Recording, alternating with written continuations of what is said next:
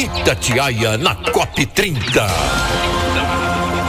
Edilene Lopes, 6 minutos para as 2 da tarde.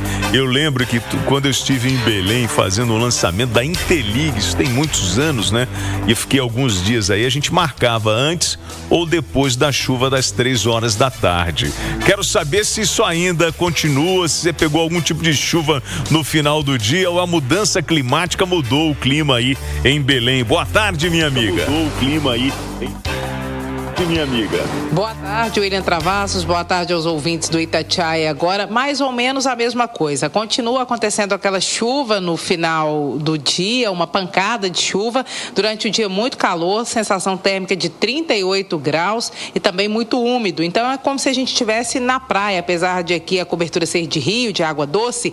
Ao final do dia e mesmo durante o pico do sol quente, a gente fica com a pele melada, sabe? É aquela sensação de mormaço de praia o tempo inteiro e no final do dia tem uma pancada de chuva. Agora parece que a mudança climática, e ela chegou também a Belém do Pará, chegou ao Pará como chega a todos os lugares. A população disse que esse ano está mais quente que os anos anteriores. Então imagina o calor que a gente está passando aqui, William Travassos. Bem quente, sim. Hoje o presidente Lula fez o seu primeiro discurso de abertura da cúpula dos líderes. Nesse discurso, sem a presença de Donald Trump, o presidente americano não veio. Lula reforçou a importância do BRICS, um grupo com o qual o Trump vem confrontando no combate ao aquecimento global, e voltou a defender o multilateralismo, ou seja, as cooperações mútuas entre vários países, discurso que também tem irritado o presidente americano Donald Trump. O presidente Lula falou para quase 200 autoridades, que são líderes de países que fazem parte da Conferência do Clima.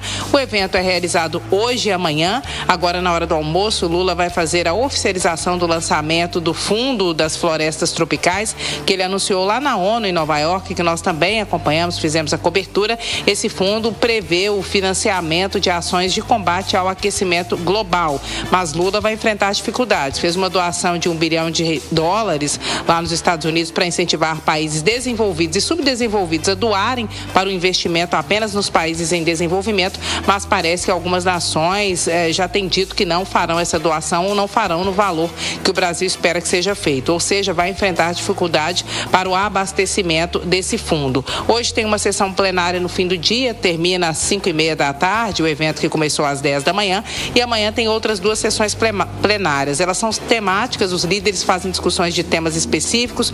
Hoje, por exemplo, eles vão fazer discussões relacionadas a florestas e oceano. Amanhã, transição energética e também 10 anos do Acordo de Paris, que é o que fixa as metas para redução do aquecimento global. Ele completa 10 anos e não vem sendo cumprido a contento. Então, esses são os 3 grandes debates dos líderes antes do início da COP, que de fato será na próxima segunda-feira. William Travassos, o Brasil ele enfrenta uma situação um pouco diferente da de outras nações que não exploram petróleo, porque embora seja um país que incentiva a transição energética e pregue muito esse discurso, é um país que faz a exploração de petróleo, mas essa não é uma peculiaridade do Brasil.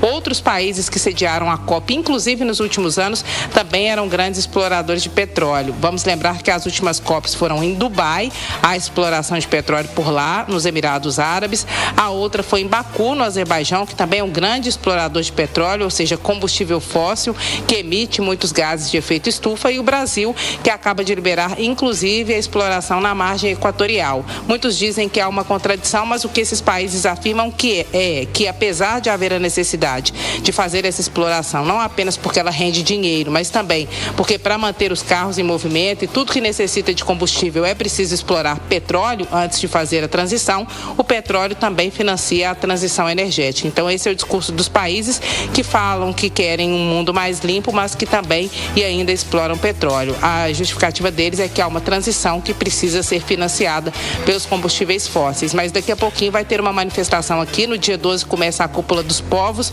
e eles pedem justamente emissão de carbono zero, ou seja, fim da exploração desses combustíveis como o petróleo. Então Então aqui vai ter protesto a partir da semana que vem e uma marcha prevendo mais de 15 mil pessoas nas ruas, além de uma barqueata com barcos que vêm de vários países e se concentram aqui no Rio Guaimá, que ele dá uma volta na cidade do Pará praticamente, né? Um rio que cerca a cidade, e essas embarcações já começaram a chegar. Ontem chegou um navio do Greenpeace e barcos menores vêm chegando de vários países do mundo em um protesto que será feito nas águas por aqui, William Travassos, nessa COP, que é um pouco diferente das outras porque é a mais próxima na floresta amazônica, apesar de aqui ser uma área urbana, mas é a primeira vez que isso acontece em toda a história da COP, que já está na 30ª edição, Travassos. Bacana, Edilene, obrigado aí, aproveite bastante esse momento. Belém é um lugar realmente encantador, ótimo, já estive várias vezes, adoro, só o calorão que assusta a gente. Você tem prioridade na informação,